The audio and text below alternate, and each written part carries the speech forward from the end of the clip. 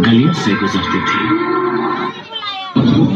एक लड़की थी दीवानी सी, एक लड़के पे वो मरती थी। शर्मा के गलियों से गुजरती थी, चोरी चोरी चुपके चुपके चिट्ठियां लिखा करती थी। कुछ कहना था शायद उसको, जाने किससे डरती थी। जब भी मिलती थी मुझसे पूछा करती थी, प्यार कैसे होता है, ये प्यार कैसे होता है। और मैं सिर्फ यही कह पाता था।